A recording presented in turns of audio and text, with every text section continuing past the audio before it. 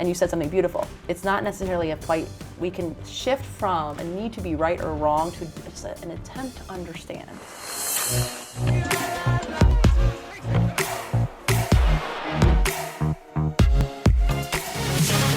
Welcome back to School of Greatness Podcast. We've got the inspiring Dr. Nicole LePera in the house. Good to see you. Good to see you. Super pumped about this. Second time on, you were on 6 months ago, and people just needed the information so much. They're eating it up. People are struggling in a lot of areas of their life. You are helping them in so many different ways. So we've got you back on, and I'm just pumped about this because you were just saying this interview we did last time, so many people resonated with it in a big way, from the video, the audio. A lot of people are messaging about it, and same for us. So I was like, we got to do more. We should do like a series. We should do something, and you're back here. So I'm excited. And what's it been like in the last year for you? Because I think what was it, at the beginning of last year, you had a very small following. Not small, but you maybe 100,000 followers, maybe, right? I don't know. Where were you at in January 2019? January last year, probably around 100,000, that. It happened pretty 200,000? quickly. I can't remember when I hit the million, because I'm now nearing 2 million. It's mind-blowing crazy to me. But here's the thing. There's a lot of other people that are trying to do what you're doing, but they're not growing as fast. Is there a reason for that, do you think? Like, there's a lot of other therapists that are trying to copy your stuff or just trying to like be inspired by it and do their own thing, but they're not really growing the way that you're growing. Why is it what you're doing is taking off, whereas it's not for other people in the same way? What do you think that is? Right. Well, without knowing, I think, kind of what other people are doing or not doing, I think why I'm taking off and have taken off quite quickly. I mean, numbers started to grow fairly quickly, surprisingly so. Upon my entry online, and the way I understand it is just, I think, the universality of it. The fact that what I'm talking about is so much resonating, whether or not I'm talking about all of the areas in which I've been stuck, whether I'm sharing my own background and conditioning and experiences, or whether I'm talking about the process of healing and all that comes with that. I think in my whole story, I guess I should say, there's just points that I think is so universally relatable. And when you can see yourself and hear yourself and feel yourself in another human, you become attracted to wanting to hear more, to feeling understood. And then when I shift and I start to talk about the work and the healing I've done, I mean, I feel like that can be an empowering. So I don't know kind of how, something about my topic is it's global, it's a big topic. I think about that often. Yeah, mental health, self-healing, trauma. I'm not like super niche down where I just talk about, maybe boundaries and that's it. So day in and day out, I'm talking about boundaries. I think that with my scope, you're going to find, like I was saying, the part of my story or my journey that resonates, and then you're going to become likely to connect. And for those who don't know the main parts of your story, what are the parts of your story that really resonate with people, you think? Yeah. And I want people to go listen to the last interview where we talk more about it, but for a recap, what's the main parts of your story that you talk about, you've had to heal, that is a reflection of what a lot of people are going through? Yeah. What is that? Well, the first word that I think most of us can relate to is the word stuck. Is being stuck in our lives, watching yourself live patterns, whether or not they're in your daily behaviors or patterns in your thinking mind, or just being stuck in certain specific feelings. Maybe a lot of us do, logically, we're insightful. Maybe a lot of us have been in treatment and therapy, and we might know a way out or think we know a way out, yet we still feel stuck. I felt that my whole life, having clocked many hours in my individual work before I shifted the way I practice, but with individual patients, clients, same thing, that word would come up time and time again. You felt stuck? Or you mean your I client? I feel stuck. I had maybe thought I had the tools to change, thought I had the insight to change, couldn't implement them. And you're a therapist. And I'm a therapist. Now fast forward, I'm seeing same stories coming in week after week with my clients, quite literally the same stories. Here's the issue I had with my partner. Okay, we'll explore it insightfully. Maybe we'll even come up with a game plan of how to choose a new response in this future fight that, of course, is going to happen. Flash forward to that next week, same fight, Groundhog's Day, verbatim. So you would give, because I hear this in therapy a lot. It's like, okay, when there's a breakdown or a fight, the therapist will give a tool to try to like diffuse the fight, or to say, okay, let's take 10 seconds of a breathing together, or let's step out of the room and then come back together when we're calm. We love our timeouts. Whatever it is, right? There's like different tools you can use in an argument or a fight with a loved one or a friend or anything like that. But why don't they seem to work most of the time? Why is that? Why don't they work? When we're having that conversation. about what to do next. We're in a part of our brain where consciousness lives. This is where we can be separate from ourselves, our thoughts, our feelings, where I do my little like spotlight, where we're like this little observational spotlight of ourselves. We have access to logic, to long-term planning. You know, that's the part of our brain that makes us human, this ability to be conscious, to observe ourselves, to think about thought. Beautiful, empowering gift that we have. But we're not able to do that in a stressful moment? Yes, those are the moments that we're having this conversation. So a lot of therapy sessions take place very consciously. We're here, calm, right? The ambiance of most therapy rooms is very calming. You know, we're in that nice balanced place, and so we get it. But you're right, when we get into the moments where we need to use it, we're now functioning from a lower part of our brain called the subconscious, which is part of our past. I talk a lot about the subconscious as the means in which we literally carry our past, where all of our wounds live, and what causes those emotional reactions. So even if I have trouble, if I know what I'm gonna do differently, we're gonna, hey, you're my partner, and we love this idea of timeout. So when things get escalated, we're gonna time out. Chances are when an emotion is touched in one or both of us, we're shifting right back down to that emotional lower center of our brain, and that's going to dictate what we do. And we're probably going to do the same things that we always do when we're upset. React, scream, fight, yell, run away, tantrum, I dissociate. I love that one myself. So, is that what you do? Oh, I used to be the queen. I used to call it my spaceship. I used to go away, and I've got very good at not appearing away. So I could still continue, but emotionally I was so disconnected from myself, the moment, my feelings. So you would be there, you'd be physically there, but not emotionally or mentally. Emotionally there. You would just disconnect emotionally. Disconnect. So I'd be, very, very calm talking or an appearance because I like, was. I don't care. Down here there might have been a whole multitude of feelings bubbling up, but that was too much, too overwhelming. So so these tools can only work to a certain point, it seems like, based on your experience of working with a lot of people one-on-one and seeing them come back, okay, we tried timeout, we tried this. So it seems like they only work to a certain point of our ability to be conscious of the moment, right? Yes. Is that true? Or consciousness is where we are granted choice. Otherwise, that subconscious is going to run those same patterns, behavioral, emotional. And it's almost like we have no choice. We have no choice. We're disempowered. You'll hear me often talk about we become reactive to the environment. We live a reactive life toward the environment, as in things happen in our world, and I only react in the same way, typically. And it makes us feel very powerless, very victimized. We are a victim of circumstance in that way. So how do we change that? Powerless feeling that, We have to practice consciousness. We really have to. Change begins when you practice being conscious, practice showing up, practice observing yourself, practice observing all of the patterns. Not just when it's calm, but when it's chaotic. I actually don't suggest you begin to practice when it's chaotic. Practice when it's calm. Got you. So that you can practice when it's chaotic. So give me an example, like when it's calm, how would you be responding in a certain way of love or peace as opposed to hysteria? Yeah.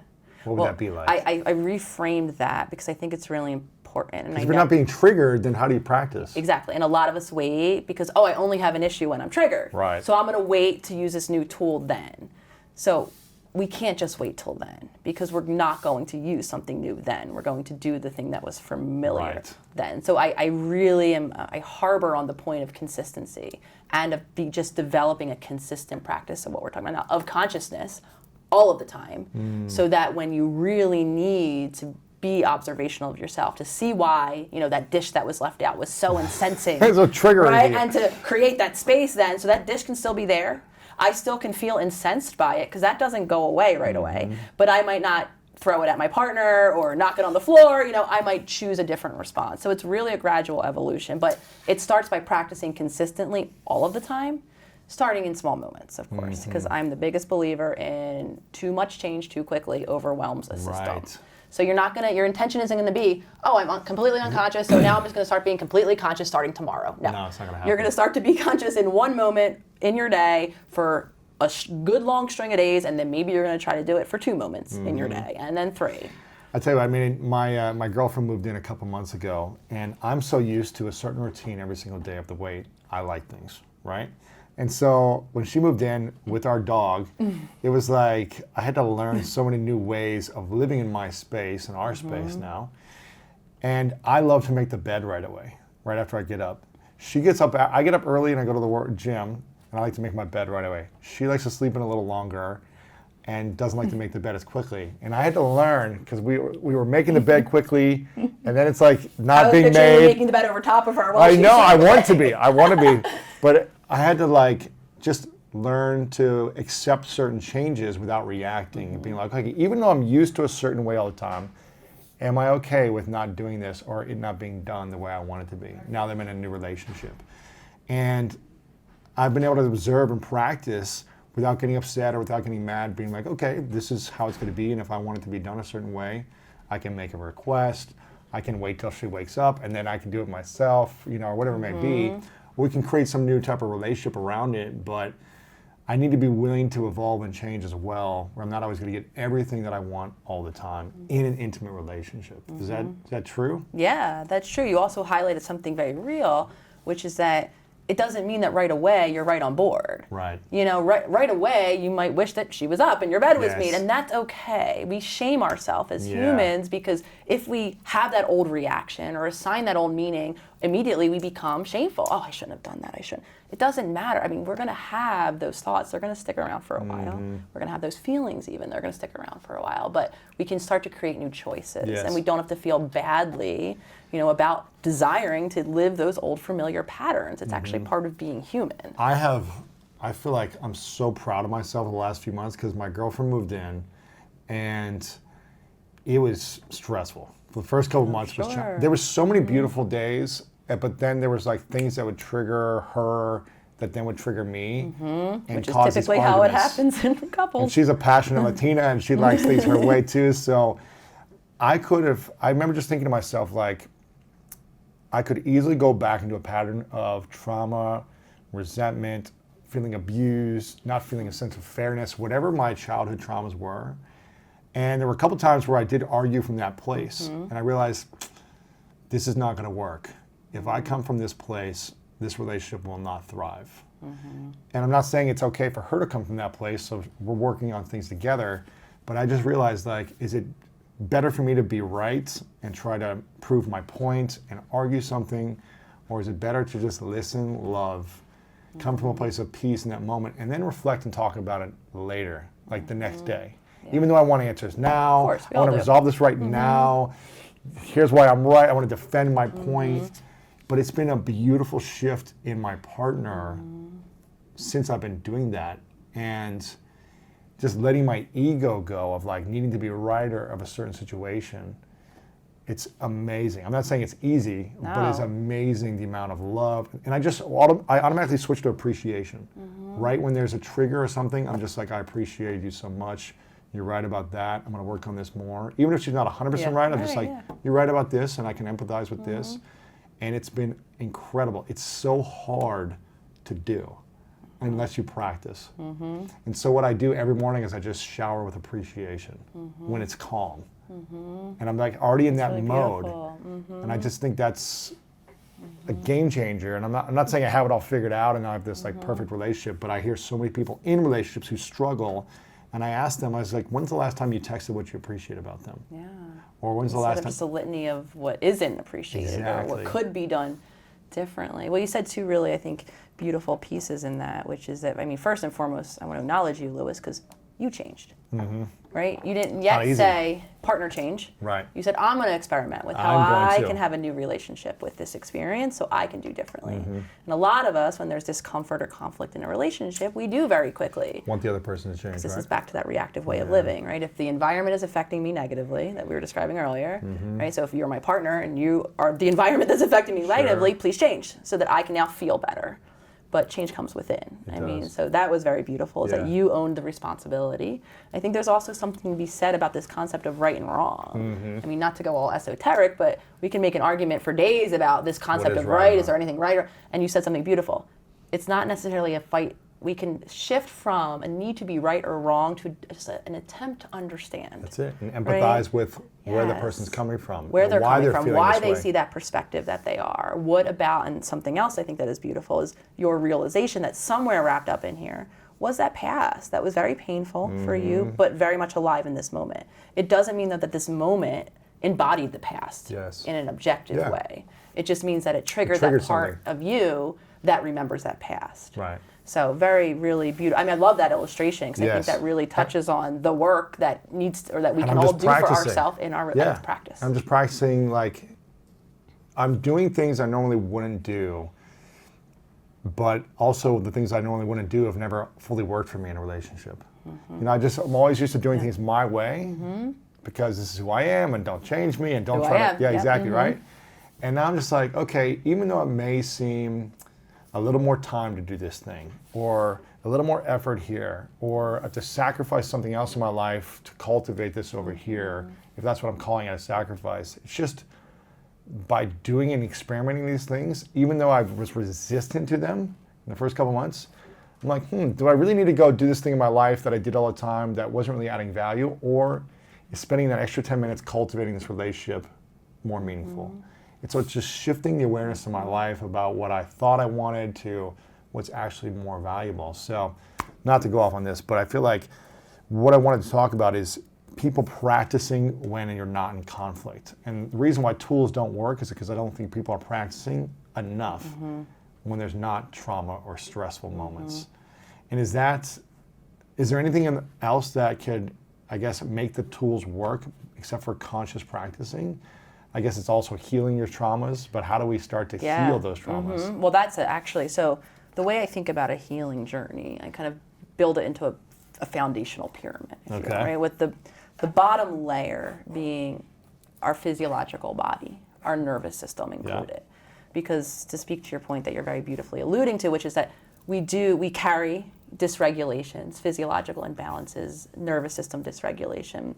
What's the book, The Body Keeps the Score? Body Keeps the Score. I've never read it, but I hear it's great. Yeah, it's really anyone reading it's dense scientifically, so I know it can kind of dissuade people away from it because it's an incredibly pivotal, impactful book, and I definitely suggest people give it a shot. But I know that it can be pretty dense. But the overall premise is that trauma is stored in the body. Yeah. I'm a believer that most of us have some degree of a traumatic experience in our past. I'm a big believer in expanding the definition of trauma beyond the big T, the way we typically think about it. It doesn't need to be a physical trauma. It can be emotional, psychological. Oftentimes it's emotional, it's interpersonal, it's not feeling seen, not feeling loved, not feeling accepted as the authentic being that we are by typically our earliest relationships, our caregivers, our schools, our things like that. Our best friends or whatever. Yeah, so expanding trauma, I mean, I throw the net quite wide. Like I really have yet to meet people that don't tick some of the boxes that are, in my opinion, traumatic What's the greatest experiences. trauma most people face or feel now? I think not feeling significant, not feeling authentic in themselves, which began not feeling seen and authentic as a separate being in their earliest relationships. I think we all carry a version of that. Really? Because it's incredibly difficult for a human to show up for another human, an infant, their infant. So because we're modeling things directly, indirectly. So any conflicts, any struggles, any imbalances, any conditionings that's not so positive that caregivers, that parents, have struggled with, probably is going to be modeled in the exact same way. And this is where intergenerational patterns happen. If you look back in your families, you'll see the same sort of patterns, as you start to become conscious and as you start to observe these. That your parents and their parents did this to them, and their parents did this to them. Right. And if you really want to go into the physiological layer that we're talking about now, I mean, you were grown, right, as a baby, as an embryo in a body, right? So that human's body that's housing this little developing fetus is in some version of physical regulation or dysregulation. Right, so if you really want to go back, these imbalances are affecting you in development. So then you come out, and then all of your body and how it functions is affected by the food you eat, by the choices you make in terms of how much sleep you get, how do you handle stress. Essentially, what you do all day is going to affect whether your body is regulated or not. Who do you think is more? I don't want to compare traumatic experiences, but who, in your mind, who do you think would have a harder time? The child who feels not seen or taken care of by the parent, or the parent who is giving their heart and life to the child but doesn't feel seen and acknowledged for their caregiving? Yeah. Because I can only imagine both. I can't. Parents like saying, I'm giving you my life, I'm sacrificing my dreams, or whatever the conversation might be to you, and you're ungrateful, you're not loving, you're angry, What do you think is more traumatic, the parent trauma or the child trauma? think very equally, Yeah. equally traumatic. And I was actually talking about this morning with my partner.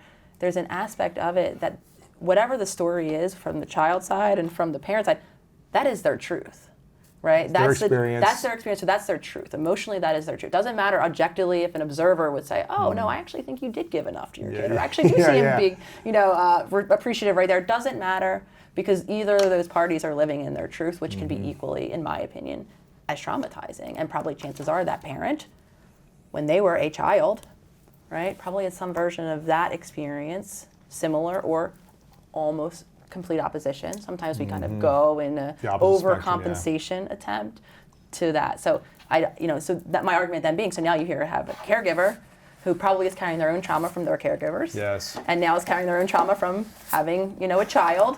And then this is where a really big snowball gets created. And I think back to why now, why the popularity of the account, I think we're finally at a time in collective evolution where it's very apparent that these old ways, these old conditioning patterns aren't helpful. And now we're starting to have the tools, the internet being one of them, where all this information can come out and be out in the world. And now you see a collective evolution happening. Yes. I don't want to cut you off. I apologize, but you said the triangle of healing journey. Is that the pyramid? The body, so the is at the bottom? and the physiological ways we are dysregulated or imbalance, and then the nervous system. Because without that balance, and this was my story for quite some time, because I lived my life in fight or flight. All the time. My whole life in that sympathetic and a nervous system response, which means my nervous system, as yours does and as yours, controls our whole body.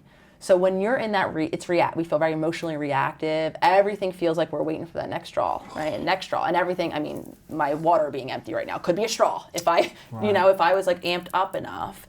Living in that really prevented me, and this is why I'm so passionate about holistic healing. One of the definitions of holistic being of the body, also of a whole, mind, body, I believe, soul, how all of these parts interact. We need to include the body, because for my life, having tools, being in therapy, being on medication, my body was so dysregulated at the nervous system level that it didn't matter if I very insightfully knew that next time I need to call this time out with you, Lois, I wouldn't, because my body was too dysregulated to give me a chance. Too messed up. That's why I put that at the bottom. So you have to heal the body first? Is that what I'm hearing? You have to engage in a process, because this is long term. Yes. We don't make one change again overnight, and our body doesn't. It could take decades. It could take a long time. I mean, I've been on the healing journey for some time, and I'm still releasing areas of inflammation that I'm carrying in my body. My digestion is still working its way out from a lifetime of digestive issues related to my imbalance. Yes. So, and I'm years in. It got significantly better, along the way, but start by healing the body. And definitely, if you're out there and you're listening and you have nervous system dysregulation, if you always feel on edge and in that fight or flight, if you've heard that you have adrenal fatigue, now we have a medical diagnosis for it, you need to be adding some version of, whether it's breath work or some version of nervous system regulation in, because that's going to give you the balance or some foundation to then be able to dive in and create deeper change. Okay, so the bottom of the pyramid is the body. The body. Look at the choices you're making around your lifestyle, how you care for your body. Is there any things that you can add, change, decrease, and also look at your nervous system and build. I do a daily practice of breath work still, and I will always do it. I just think it's a no-brainer. I think there's so many apps and programs and experts out there teaching it because it works. It's helping and it's powerful. And people have been doing meditation and breath work for thousands of years because it keeps them grounded, centered, calm, and not in a stressful environment. I definitely recommend practicing it. So the body's first, and then what's after that? So moving up then to the mind. The mind. And developing consciousness. Creating, Your for a lot of thoughts. us, it means creating the distance from our thoughts, based in the reality that none of us are our thoughts. We believe we are. We believe we're our thoughts. We believe we're the story that we've told ourselves about who we are, right? When I went who are earlier when you were talking, I said, who we are, right? This is my narrative. That's all created. It's all created from our past conditioning. So even the who we think we are is not the who that we are. Those are patterns of thinking in our head. Those are stories that our ego is telling us all day long about who we are compared to who other people are. Who we are is the awareness that sits behind our thoughts. So this is what this kind of tier of thinking, mind work, is to first create that separation I suggest doing it in a meditation practice. Yeah. Our goal is to do it all day long. But Yes. when we're sitting, when we're quiet, even if we're meditating for 1 minute, which is definitely the amount of minutes that I suggest a new meditator to meditate for, because it's a long time. This is difficult. For some of us, it's the first time we're tuning in to our internal world. It's not always comfortable in there. A lot of us like to run away from it. A lot of us spend a lot of our day running away from it. So once we learn how to observe our thoughts, so by closing our eyes, by sitting in a quiet room, thoughts are going to come. That gives you the first experience of being separate, because who's watching them? You're who's watching them. The goal, though, is to build the bridge and to do that all day long. But it doesn't come overnight. Once we become an observer of our thoughts throughout our day, then we get to do the deeper work that I'm always talking about of the ego and the inner child, because you're going to start to see the very repetitive patterns in your thinking that are causing you to then have very repetitive, consistent feelings in your body, which are physiological. That's why they're real too. When we're stuck in consistent feelings, it feels very invalidating to have people to say, well, just stop feeling like that. Well, Right. I can't, because I've been one to blame myself and was doing that to people in the past too. It's not it's not. until you really go through this process, you can start to have empathy and compassion for everyone's journey. Yeah, quite literally. We get stuck in feelings. Yeah. Feelings are physiological events in our body. They become familiar. So my story about me in fight or flight, my most frequently visited emotion was stress, was chaos. Every day. It's all I knew. So Until how long? Until how old? Probably until I was 2 in years my ago. early 30s, you know what I mean? I'm 37 now, so Wow. not very in the distant past. Wow. I just lived in chaos. If you would be talking to me, Lewis, I would say, all I want in life, I'm a hippie at heart. I just want to throw peace signs, peace and freedom. That's all I want, right? But the second I would find myself what could have been experienced as a moment of peace or freedom, maybe I'm sitting quietly somewhere, that was so uncomfortable. Stressful for you. It was, Really? It was uncomfortable. My body registered as unfamiliar. You're not used to this. So then if no one was around, I would start to worry about the thing yesterday that happened, or maybe tomorrow, right? So now I'm creating a change in my body. Because the more I think a stressful thought, the more I release stress hormones, right? And now my body's back into that zone of comfort. It loves being stressed. That's what it knows. Right. If a It's used to it. person was around me, this is where it gets really fun and complicated, bringing our relationships into the picture. If a person was around me, watch out, because before I knew it, if I was in that unfamiliar, peaceful space, I might agitate the situation. Before you know it, I might be picking a bit of a fight with my partner or whoever's around me. Why are you doing this? Why did this Increase happen? the stress, back to my zone of comfort. That's how I'm used to feeling. So that's back to that concept of stuck. We're stuck because we're subconsciously stuck in our familiarized comfort zone, even though that's not the place, or those aren't the behaviors, those aren't the thoughts, those aren't the ways that we're going to feel to get us the life that we want, but that's what's familiar to us. Okay. And so the more you practice self-observation, the more you get to see yourself living also very uncomfortable. This is uncomfortable work. And you get to reflect and say, okay, on a scale of 1 to 10, how traumatic was that feeling all day? Or how stressed out was I? I was an 8 all day. Okay, why were you an 8? What's allowing you to stay at an 8? Why are you still an 8? Why do you stay there? What's the payoff? Right? What's the price you're paying, and what's the payoff you're getting by being at that level? Yeah. What would it take for you to drop it 2 points or whatever? This is how I think. What do you in the imagine would point scale. happen if you dropped it? Yes. There's What a could you lot- create in your life? Yes, but also negative. How would your relationship be? Some of us get caught in a negative feeling, as counterintuitive as this might sound, in fear of what life would be like without. Right. that In fear of negative the feeling. good things happening. Yes, it's very complicated. Why are so many people afraid of more good things happening to them? Do they think they're not worthy or deserving of it? What did you ask me when we first started, right? What is the trauma, the most prolific trauma? Not being seen, Or feeling heard, enough? feeling enough as a child. Wow. So if we have a deep-rooted feeling of not enough or not worthy, those are the two frequent iterations that Why are should here. good things come to us? Why should they come to us? Wow. And it doesn't matter if logically you really want that good thing. If subconsciously you're an unworthy human being, you're not going to get it. And that's why when people get it, they'll sabotage it and they'll lose it, Yes. right? Yes. So how do we come to a place of worthiness, of truly feeling and knowing we are enough and we are deserving of goodness in our life? How do we get to that place? I usually do it in a twofold process, because I think the first layer of the process is observing all of the times you're telling yourself you're not enough all day and stopping that shit. Meaning, You can't stop it. I'm joking when I say that because you can't stop it. Observe it. Observe it. Your subconscious is going to give you that language, whatever it is. You know, we all have different languaging that we love to diminish ourselves around. So whatever it is, the thing that you're a loser, right? You're not worthy, whatever your language is. Yeah. You can't Replace stop it. that from Replace happening. it. Yeah, but you can't stop that. So I want to just acknowledge that Observe because it. this is another moment where you can become very shameful, frustrated, Yeah. and tell us the Beat work's not yourself up, working. yeah. Right? Why is it still here? I know it's there. Turn it off. Nope. So I observe it being there, Yep. but I don't. You said something important earlier. I don't spend that much time in it. Yeah. So what most of moments, us do move on. subconsciously, this is why I'm going to state a fact. Feelings have an end. They come and they go. You know, depending on who you read, or, you know, how many seconds it is or minutes it is, or, you know, they come and they go. We do not allow them to go because I say we bring them up to our mental world and we hold do on to those them, yeah. gymnastics for it. So if you then repeat, so if that thing happens in your environment and your subconscious offers you that the reason that that thing happened is because you're a loser, right, which it probably still will do, you can still show up consciously, say, oh, you know, thank you, subconscious, thank you for reminding me of that, but I'm not gonna, that's not how I am, that's not who I am.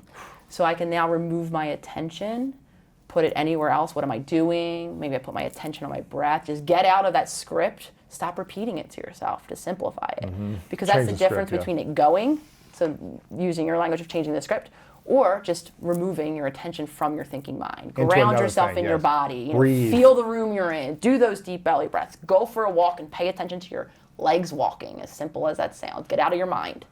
Because the more time you spend repeating, I'm a loser, I'm a loser, I'm a loser, now you are going to carry that feeling You are that. home. You might carry it in the next week. Some of us have lived in the past of feelings that have originated decades ago because we're repeating it, because we're telling us that story, and because then the more we do that, the more we scan our environment for more and more evidence. So if something loser happened to me at lunch, I'm probably going to find the loser thing that happened to me at dinner and right before bed. And again, I could really start a snowball rolling down a mountain in not a helpful way. So the first thing is observe it. Observe it. What's the next thing? Remove the focus from it Remove focus. Okay. without judgment. Let me add that part in there Well, that's great. because this is where we get really judgmental of ourselves. Of course. Too. And beat up. Yeah. Now we're a loser because we had a loser thought. You know what I mean? Okay. Was there anything out? The 2 steps or? 2 steps, and then steps. remove focus without judgment. And then this is where affirmation work can happen. Right? If we want to start, so the 2 Replacing with layers I something was talking about. Right? positive So or- first we want to decrease the amount of time and the fallout of negative thinking that a lot of us have been over practiced. And then we can become impactful if you are someone who, affirmations, what they are, simply a new thought. So then if you do start to practice telling yourself that I am worthy, that you might have a chance over time of actually believing that. And then you might have a chance over time of actually seeing instances in your environment of your worthiness. Yes. But that doesn't work, and this is why, in my opinion, affirmation work in and of itself gets Alone. kind of called woo-woo, and a lot of people become frustrated, and it doesn't work, and it won't. Because if you do, maybe you have a morning routine where you tell yourself some beautiful affirmations, if for the rest of your day, as a lot of us are, you're back in your subconscious and you're not practicing consciousness, the rest of the day, your subconscious might be reminding you of how not worthy you are. Yes. And that's why I don't think affirmations are as successful as they can be. So until you start to remove that focus all day long and just be consciously present to what is happening without judgment, then you can start to give yourself a chance at believing over time that I am worthy, or whatever it is that you would prefer to believe of I yourself. love that. We got the body. The next step, the mind.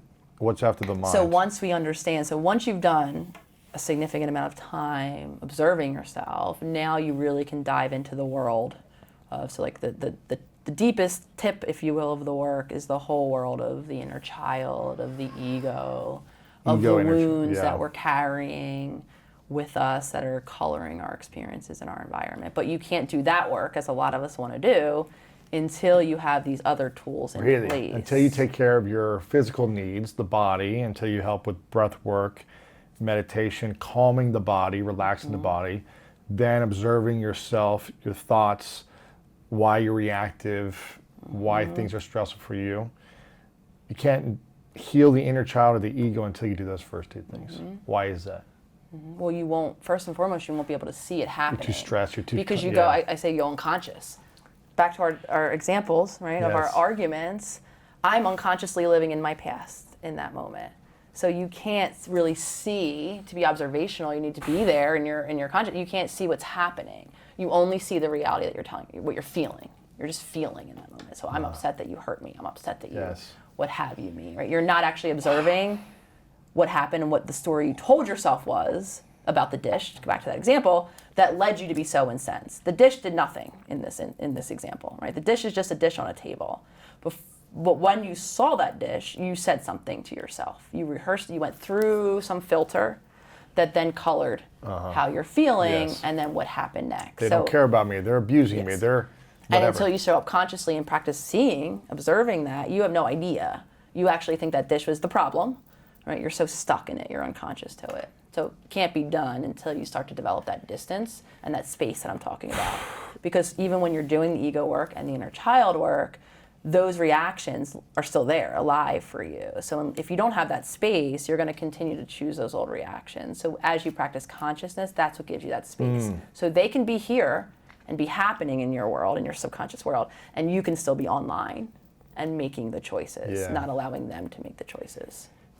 This alone, this part of this interview is just going to transform so many people's lives just by understanding the process. Because I think a lot of us try to just do breath work and think Yes. we're going to get healed. Yeah. Just think about our ego and healing trauma Yeah. or the inner child work. Can't But do it you need piecemeal. to do, it's like the process is so much clearer. And I know you're going to be writing about this in your book, which I'm excited about, but this process alone is going to change a lot of lives. So I'm very grateful we're going through this. Is there another step to this pyramid of healing, or is it the body, mind, and ego? Well, then in I the would child? ask you to draw a big circle around it and say in repeat for life. Never ends. Just like I a think circle that's just keeps that's going. that's the final piece. And that's, I joke when I say that, No, but it's I true, mean though. that wholeheartedly. Because just as much as I don't know where to start, I want to just work on one thing, a lot of people, myself included, want to hear when the end happens, when Never. we're just done. It's never done. Yeah. The And healing there is journey is a lifelong Yeah. journey until the day you die, probably. And just as Assuming. much, right, if you do all this work and you get to this great place, if you stop making these choices, if you let your body fall into disarray, you're right back into You that go back. dysregulated Oh my state gosh. before you know it, right? If you stop being conscious, before you know it, you fall triggered. into some other, like maybe it's different narratives or Yes. different habits that you're now living, but you're still living in an unconscious state. What is the practice every day then? Breath work / meditation, prayer, and then what would the practice be on observing self thoughts in the mind? Is it kind of just an all-day practice? Yeah. So what I do. It's never stopping. So what I do is I show up and I do meditation every day, Yes. just in a contained way, just to keep, I mean, it's a mental exercise, Yes. so that I can carry that then practice throughout my day. So I don't, not everyone has to have a structured meditation practice. I just think it's helpful, to have Start that the day with calm. consistency every day, right? And to remind myself, okay, this is what you're about, Nicole. You're not those thoughts that are some days my brain is much louder than other days all day long, depending on what's happening. Sometimes I have resources to make new choices, Yes. that I want to make, and some days I don't. I fall right back. If I'm tired, if I'm hormonal, some days I still react in those old ways. So I keep a consistent daily practice as that mental training, as that I start my day in peace. And then I practice all day long. I try to be as conscious as possible. I've now learned, remember, I am someone who I just said a couple minutes ago, I spent my whole day dissociated. I was on my spaceship. So this took me a long time to cultivate the ability to be present in my body and in my moments throughout my day. So this did not come overnight. And so all day long, then it became a practice of, I learned to distinguish between when I'm not present. I learned how it feels in my body or in my interactions. Like I can tell when I'm like somewhere else now because everything feels a little fuzzy. I feel a little more distance. I maybe can't feel grounded in my body, and I can tell when I'm here. Obviously, then I try to make the decision on more occasions to bring myself back into that conscious state, back Yeah. into that presence. So then I do that all day. Yes. And then as I'm journeying about my day, I am gifted with teachers of triggers, meaning I, tell myself stories, and I can be observational then in those pivotal moments. Okay, why did this thing that this random stranger said or did to me become so upsetting? And then I can start to uncover, this is my ego still, telling me this story about myself, or, this is my wounded child who really just wants to be seen in this moment. Gosh. Right, so then it becomes a varied, experience on the daily. But once you're conscious, then you can begin to navigate your daily life in a new way. What's your biggest trigger? Not feeling considered, by far. Considered. That goes back to that little child who didn't feel considered in the being that I was. I was rewarded historically over the course of my life for my accomplishments, for what I did. not for who I was. So considered, for some reason, that's the word that Considered always... for being, just yeah, being. Yeah, that's a word that always, for whatever reason, got attached to that lack of that feeling, that childhood wound that comes up now. And that's what I'll see myself saying, oh, my partner didn't consider me in doing this. Oh, this person didn't consider me when this was considerate when they when were this was cutting me off happening. in traffic. Or... Yeah, actually on my way here, I should tell you this morning, my partner tried to have a conversation with me that I did not want to have. And my first thought was, she didn't consider what my day looks like today. Oh. Instead of, and that wasn't true. She absolutely knew what my day was like today. She wanted to have a conversation, and I can be flexible, and I can just as much say, I would like to not have that conversation today because of what my day looks. But my first instinct, and it's still there, why is she going here? was She knows how she's not busy I am. considering. That's the first thing my subconscious assigned to that. I've done a lot of work on that now, so I now know that's not true. But I share that as an example. After having done a lot of work, it's still there.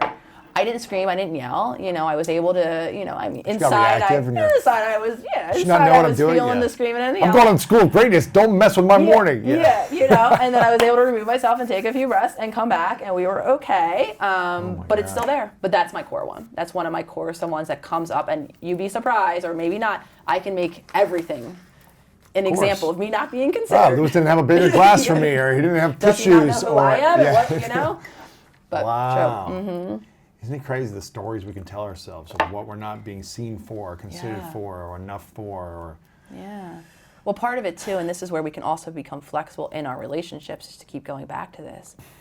When I have I've obviously defined the ways in which I accept consideration, right? Which are probably going to be different. This is back to that love languages. Yes. I'm sure a lot of listeners have now heard about love languages, right? So I've subconsciously come up with the things that work for me to feel considered. That, however, might be excluding a lot of the things that my partner does do every day that are considering of me. That are considerate, but you don't see them or because they're not recognize in my equation of consideration. So that allows a level of flexibility too. If I can open up and maybe explore other ways that she very much more authentically to herself is able to consider me, I can let that in now. Yeah. So that's another version of flexibility that can happen in a relationship, because we all lead in a lot of ways with subjectively what works for us. And then we assume the person to be able to meet that need exactly the way it works for us. And that's not realistic and not always healthy, because now I'm asking you indirectly in some way or implicitly to change who you are. And it's not enough of what you're doing for me. Yeah, and it could be leaving you feeling minimized and invalidate yourself, because you could think you're doing this and you likely are, but I'm not seeing it. This is real life for so many people. We just had Esther Perel on last week, and we were talking about like the expectations we have for our partner. It's to be like all things to us at all times. Romantic all the time, sexual, considerate, taking care of all these different needs and responsibilities for what we need, for what I want, for all these things. And she was saying like we have such high expectations that we're always going to be unhappy unless we start to change the expectation and start to really adapt in the way you're talking about here. I think it's so important. We have to think about where it comes from developmentally, a time or a place where as humans we actually did need someone to be everything for us. Right. I mean, when we're born developmentally, we are not able to care. We are the one species that it cannot care for ourselves. So that need at an infancy time is real. You are completely dependent, having all your needs met, on one or two or whomever, caregivers of any sort, whoever that might be. Yeah. So developmentally, though, we have to learn how to internalize that process and meet our own needs. And a lot of us just don't, because we didn't have the models to teach us how, because our parents weren't doing that either. I know. How do you forgive parents when, I know you publicly have talked about, what's it called, creating boundaries? Is it boundaries, or what's the thing you boundaries, say? Yeah. You've created a boundary where you don't speak to I your have no parents. contact now. You have no contact now. It's been, I think, a year or 2 years or something. Year and a half.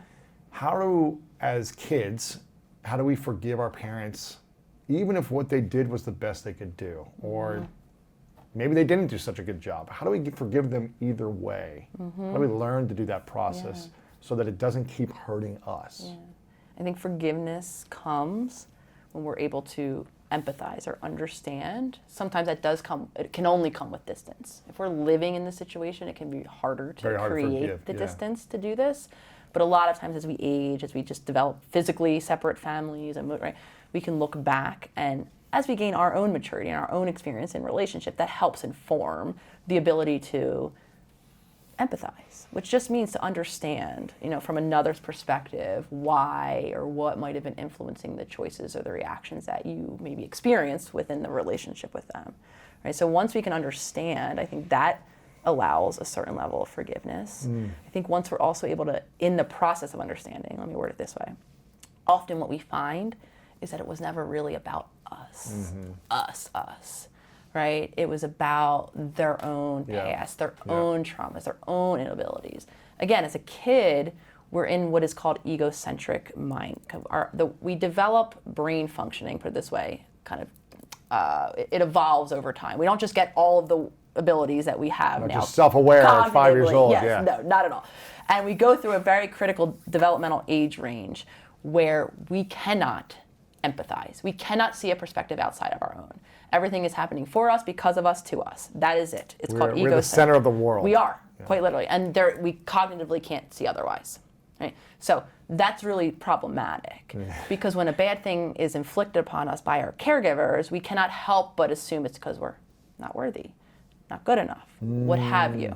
Right? We cannot do differently.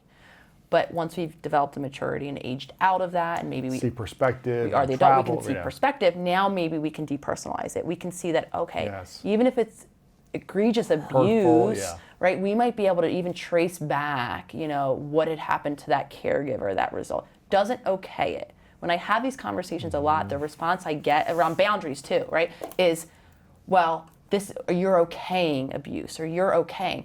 No, it's an and situation. I can empathize, I can depersonalize, I can come to the understanding that it's not me, and I still might choose to put a boundary within this relationship. Yes. I still might choose to do whatever I want to choose to do. It becomes and.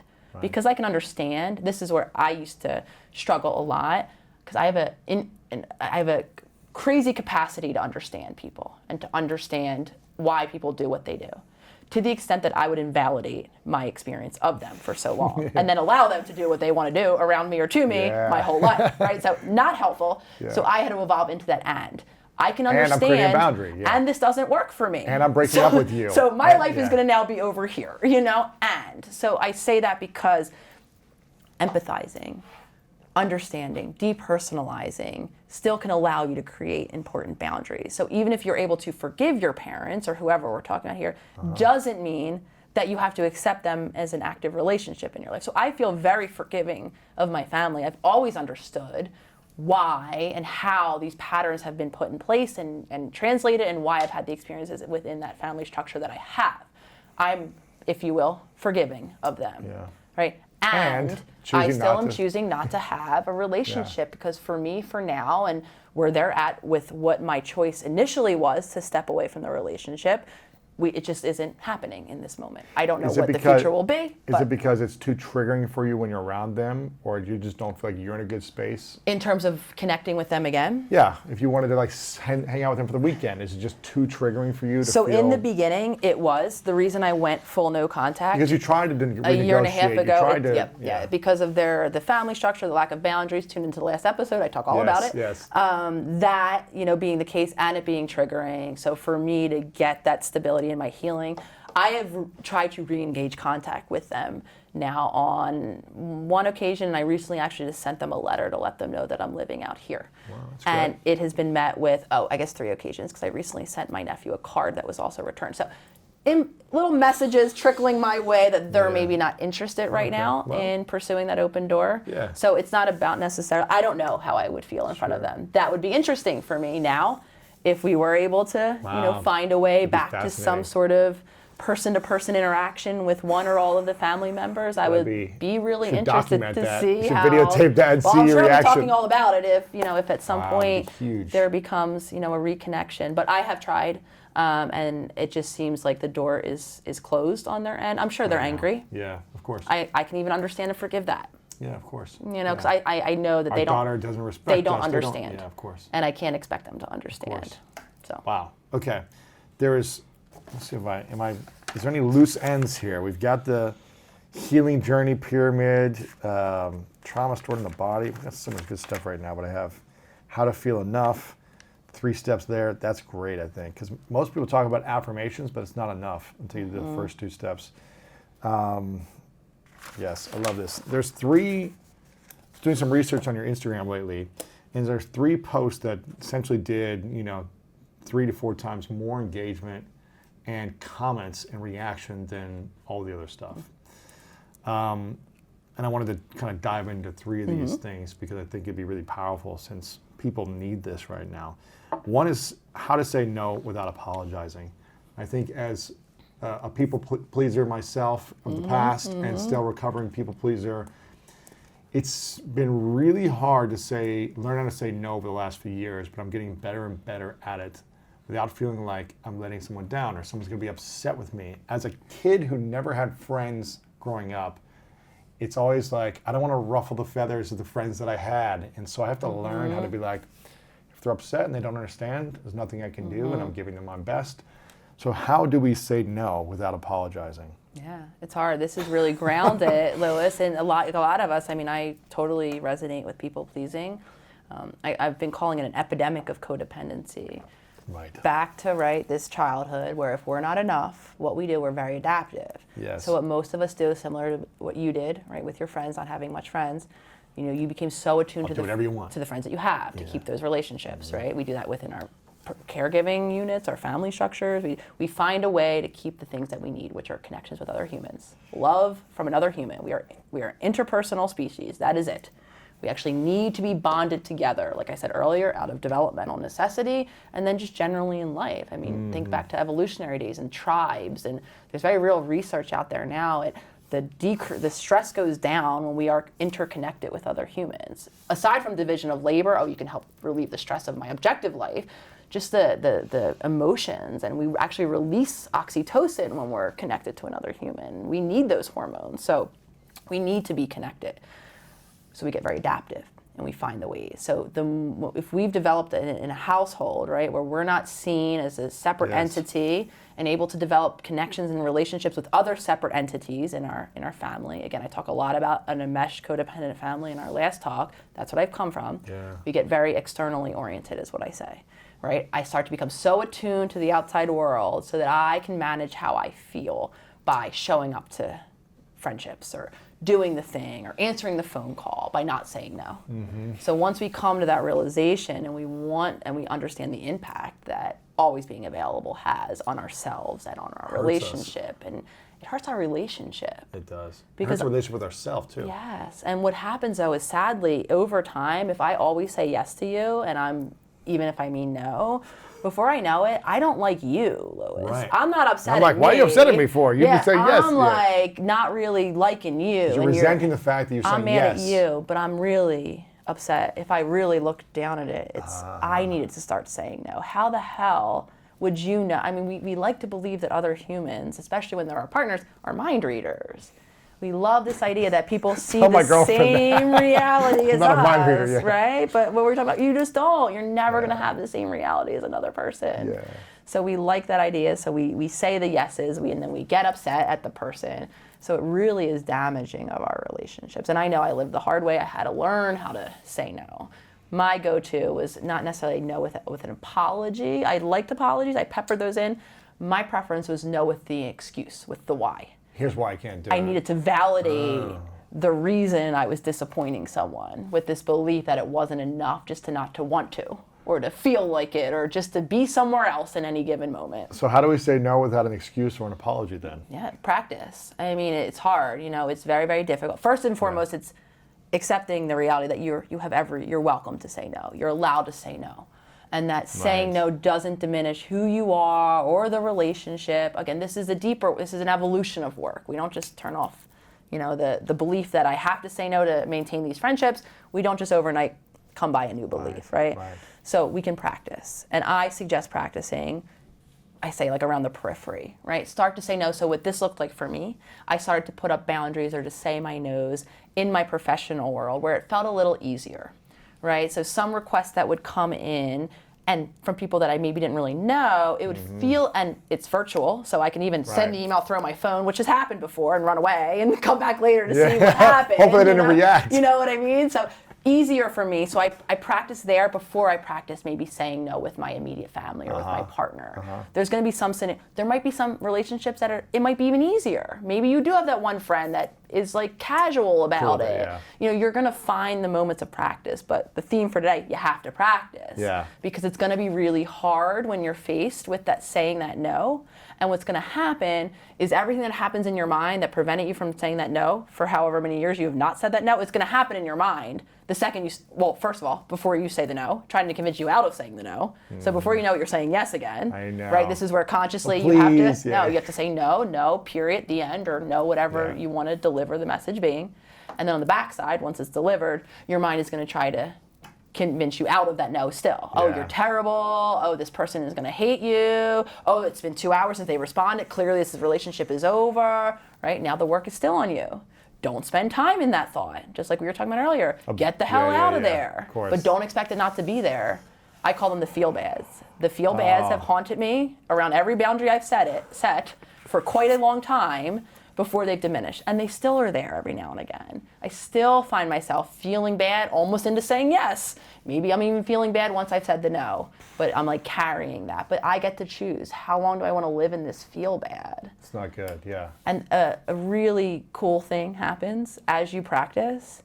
You start to learn and see, sometimes you do get that feared response. Sometimes exactly what you imagine would happen that's not get positive it. does. I got that a lot from my family. Not all the time. So if you focus on the moments where the thing that you feared most didn't happen, that relationship didn't end, those friends still were around and asked you to come to the movies next weekend, Right. that's what I urge you to pay attention to. Because that's going to help you keep saying the no's and helping Yeah. you shift out of the pattern. I think if, it's not the end of the world if someone reacts in a negative way to your no. Because if they get so upset that you can, unless it's like something so, like my wedding or whatever, and you've told them months in advance or you've given them time, like it all depends on the situation. But if it's a friend who's just like gets upset because you're busy one weekend for whatever reason, then is that a great relationship? Yeah, that's do you wanna information spend more time with too. them? A couple of things that you said on how to say no without apologizing. You said a couple responses would be, I won't be able to make it, and I'm grateful you invited me. You're not apologizing. Thank you for the Yeah. invite. Thank you. And I won't be can't able to make it. come. You don't have to give a reason why. You also said, that sounds amazing, it's just not something I can commit to right now. So simple solutions you can use without having to say, I'm sorry, I'm not going to be able to make it. I wish I could, things like that. So I really like that, how to say no without apologizing or explaining yourself. Yeah. This is another one you posted about relationships, which I think is really powerful. Now, I was in a long distance relationship for a year, and the relationship moved in. And things have become more, let's say, normalized, right? It wasn't every other weekend where I'm going to visit or she's visiting, and this incredible experience every weekend. We still have amazing experiences, but we're around each other all the time. And you said, I think you said, called it normal things in relationships. You said feeling bored or unsettled, being triggered consistently, mourning the loss of single life, which I've felt that before, and needing alone time. Because I think when we get in a relationship that's normal, you're around each other a lot and you feel like you need space, right? Why is this such a powerful post that you think that you shared?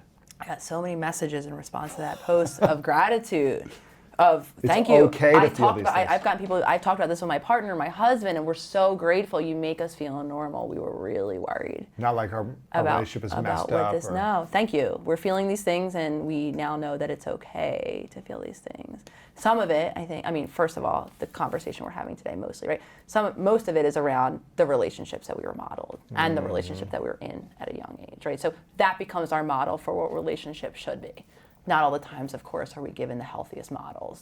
The relationships we're seeing happen and the relationships we're experiencing with caregivers around us, the peers around us, again, they're based in conditioning that for most of us, intergenerationally transmitted by caregivers and people who are, in their own world with their own issues, right? So not always the healthiest.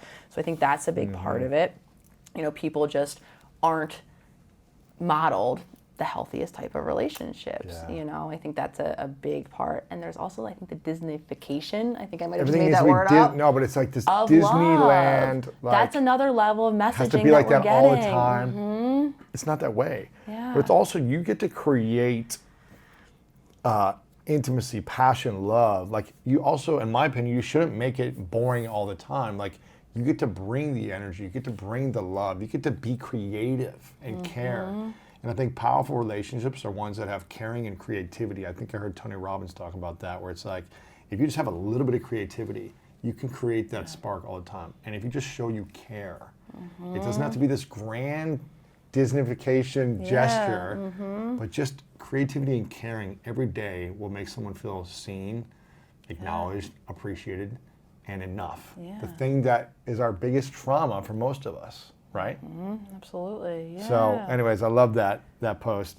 And the last post that I saw that was, for whatever reason, went crazy, is talking about childhood trauma and what childhood trauma also is, which is not just physical or sexual abuse, but other types of childhood trauma. You said a parent denying your reality, which is, I think, a big trauma for people that gets overlooked.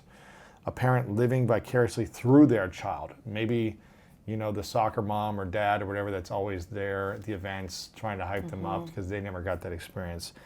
And just not being seen or heard. That is trauma for children, childhood trauma. Yeah.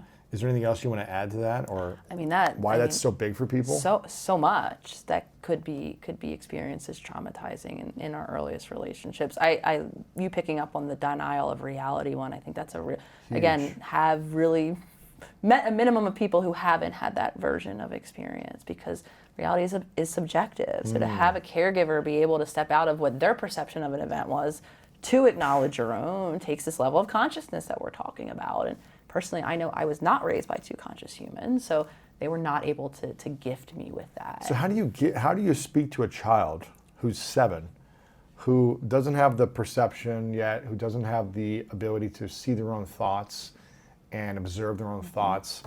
When you saw an experience happen and you're like calm and relaxed and they're going through stress and chaos, how do you communicate to a child about their reality without being like, just grow up, you know, here's what happened, it's not that big a deal? How do you actually speak to someone in that situation then who has a chaotic reality or stressful reality? Ask them.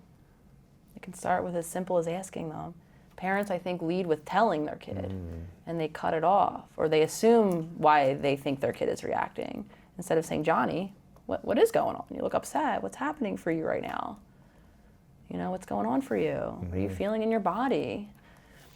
You know, what are you feeling like you want to do now? Just like asking. I mean, I think that's a really simplified answer instead of just assuming. And this happens too. I was sharing with my partner the other day, one of the most impactful gifts or lessons that I was taught by a supervisor clinically very early on was she pointed out to me that the importance of inquiring, especially around concepts that are quite universal. So for example, I've known anxiety, like I've been saying, my whole life. That's all I know. Just so happens that a lot of people that come into my treatment room or my old office have anxiety, right? So Lewis would bring you and say, I'm anxious. Oh, okay. And I could do one of two things. I could assume that when I hear you say anxiety, what my brain is going to do, let me put it this way, is going to overlay my anxiety. So I'm going to assume that what you mean by anxiety is exactly how I experience it. I'm always on edge, I feel irritable, sometimes I have panic. Right? I'm going to make your version of anxiety exactly what mine is. Or I could ask. Yeah. So the supervisor really emphasized the value of not assuming you know. Even if it's something that you've lived, especially when it's something you lived, ask what that person means. Oh, okay, Lewis, so anxiety feels different for everyone. So Johnny, little kid Johnny, right? Even if Johnny's like, I'm nervous, and you know, okay, Johnny, tell me what nervous is for you. What's going on for you right now? What is making, even if you think you know what made Johnny nervous, ask Johnny. You might be surprised that that's not what made Johnny nervous at all. He made up some other story about what happened. That's what made him nervous. So asking is, I think, the most, with children, with anyone really, the most pivotal thing that you can do. Asking and listening with an open mind. Asking and listening, and then containing, this is where it gets really hard, Not how you feel about what you're hearing. not trying to coach or teach or Yeah, not trying to remove the discomfort that you're feeling. If Johnny does share something with you that I'm not a parent, I'm not going to be a parent, so I cannot relate, I can't empathize with how it must feel when a child that you've born, right, is having... It's got to feel helpless at I times. can't, yeah, so that's going to happen on top of what a million other feelings. And as a parent in that moment, unfortunately, right, consciously, That's all happening over here. I need to learn how to contain that so I can save the space to hear and help Johnny. Because what we do, understandably, is I don't like how I feel. So now I tell Johnny, that's not what it was, Johnny. Stop it, you're fine. Suck it We're up. fine, Yeah. is what I'm saying. We're We're fine, fine. moving on. You're fine. And that's not helpful to Johnny. So it's That was my childhood. My dad saying you're fine with everything. yeah. Even when it's like, no, I'm in pain. No, you're fine. It's a tall task, which, a lot. like I was saying, we all are traumatized. Yeah, We're of humans course. raising humans. I mean, there's no way. We don't have to be shameful. Wow. Parents listening don't have to feel shameful. I get a Yeah. lot of parents who want the guidebook now on how to not fuck up their kids. And I'm always the bearer of the bad news that you're going to. There's going to be Yeah. something that's going to happen in your, and that's okay. No. If you teach your child resilience and how to process their own Forgiveness feelings, and yeah, they could actually come out the other side a much more resilient human being, you know, and things are going to happen. We're humans raising humans. That's why intergenerationally we're at that point in, like I said, the collective evolution that Right. we all need to change. Do you feel like we're, as humans, more messed up now than ever? I feel like the word mental health and the industry of self-help and the industry of therapy is just so much more talked about and bigger now than it was before. Is it because we're more messed up now, or is it because we've always been messed up and now we're just finally using the tools or starting to learn about the tools and talking about it more? I think in some ways, lifestyle choices that are now being made quite universally are resulting in, back to our pyramid, physiological Stress. dysregulations that are causing symptoms. Which choices are the... I think our food system. I think the amount that we're moving or not moving, the whole sedentary city life. I mean, we're in a very big building sitting here filming. This is not natural for us humans. This is actually quite stressful. Even though I feel very calm, I'm sure we all feel very calm in this room. This is actually quite stressful for us humans. So even the movement into cities, is a stress. We have to understand this. So there's a lot, I do believe, that has shifted just in terms of humanity that is causing symptoms. A lack of being nature. messed up, Yeah. if you will, lack thereof. So I think Disconnection, yeah. I also think that we're at a very beautiful time for humanity where we're awakening and we're actually moving toward healing at such a fast rate that I don't see it as we're going to hell in a handbasket and things are just becoming more fucked up or becoming more messed up. I actually think we're on the brink of incredible growth and incredible evolution Awareness as and a awakening, species. yeah. So I think it's that and again. But I do think that, just the humanity, there's a lot of just environments that we're living in that are causing a lot of stress on our systems. What's the thing we need most, no matter where we're at in our stage of healing journey? What do we need to think about and remind ourselves the most every single day? I think connecting to ourselves, coming back home, going inward, reminding you that there is a self behind it all that you might feel very disconnected from, but that's worth getting to know. That makes all of this work worth it, right? As a therapist doing this work, what's your biggest fear moving forward with the amount of attention that you've gained in the last year, 2 years, and the amount of attention you're going to continue to gain? Do you have any fears around that? Do you have any fears of anything? Yeah. I think Insecurities or I was gonna say not who am necessarily. I type of... Yeah, so this beautifully, full circle, right? Back to that little girl who was never considered, who desperately wanted to be seen and considered. It's one of the most challenging things for me to do and show up for.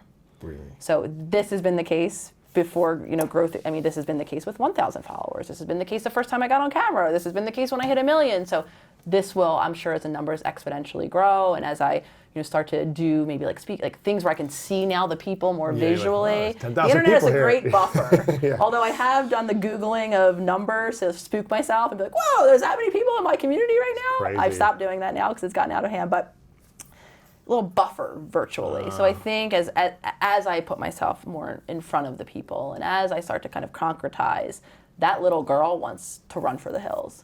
And she's still there. She considers it. Yeah. I mean, I'm often joking that I'm getting on the next airplane out of here and holistic psychology. I'm not. I'm not going to get anywhere. But that's that little girl. I understand what that is now. I don't have to take that to mean anything other than that little girl.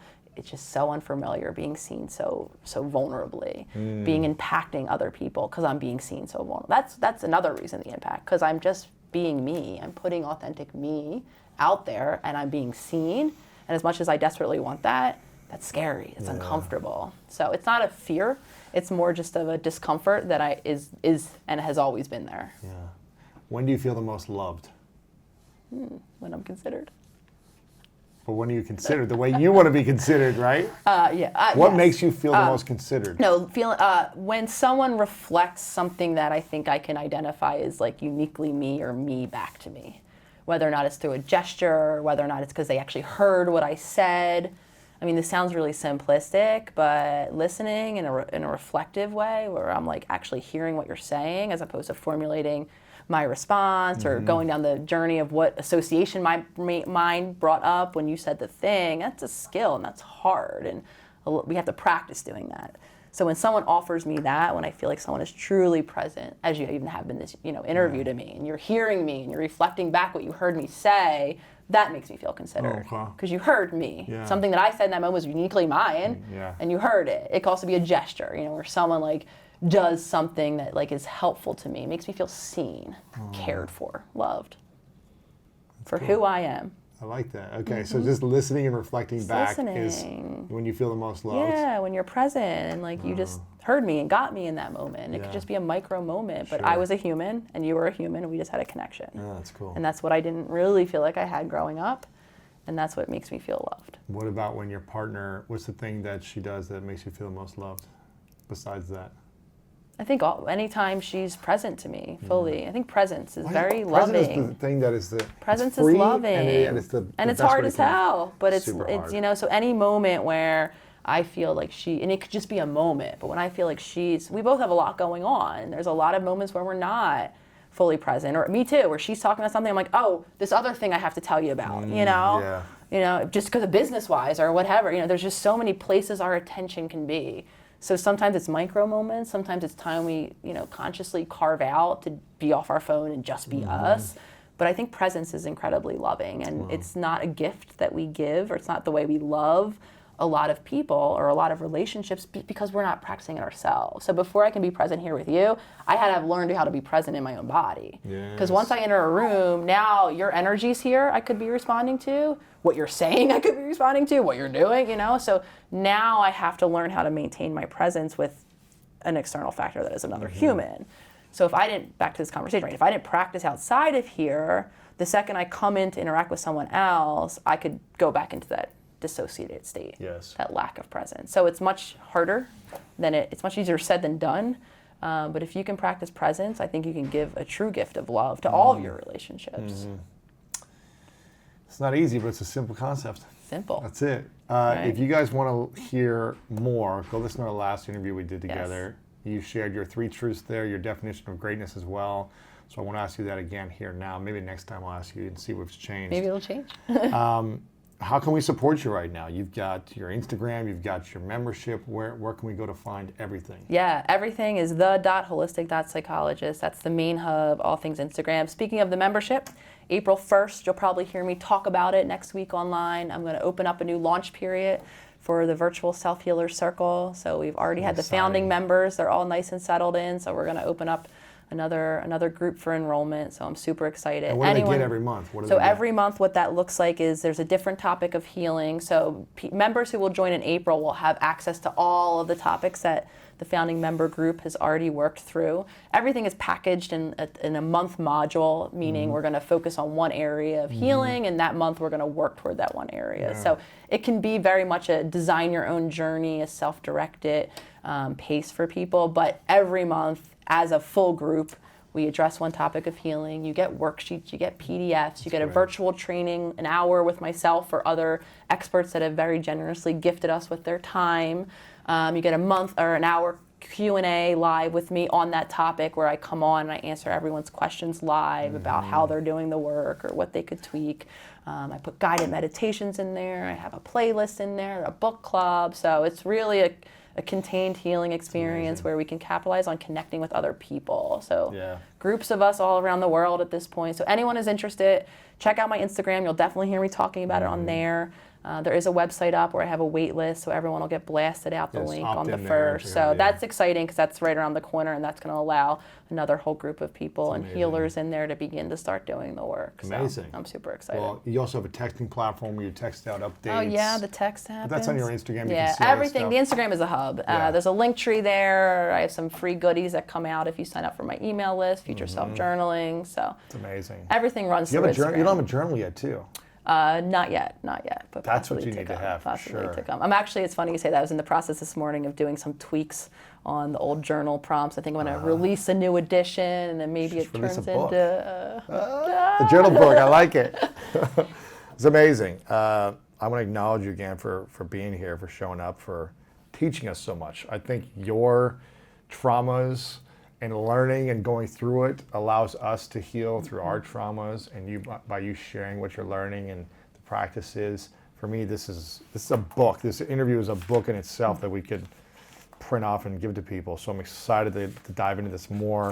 I know it's going to help heal a lot of people, and I'm just really grateful for the work you do, and I appreciate you acknowledge your saying that. wisdom, the ability to connect to your inner child and really, have the deeper conversation and then share with us how we can do that. I think it's really powerful. So I appreciate you. I'm grateful for you. And you're also speaking at Summit of Greatness.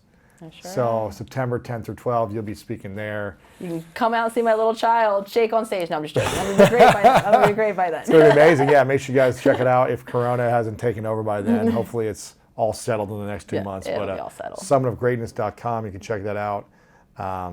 Yeah, thank you so much. Thank You're you, amazing. Louis. I mean, Of course. you've been an inspiration to me beyond just from your personal journey to your Yeah. professional journey. So I'm indebted with gratitude every time you appreciate have a it. conversation. Of course. with me. We'll do it again soon. Of course, I appreciate love it. Nicole. I'll be Thank you. here. Of course. Amazing. Thank you.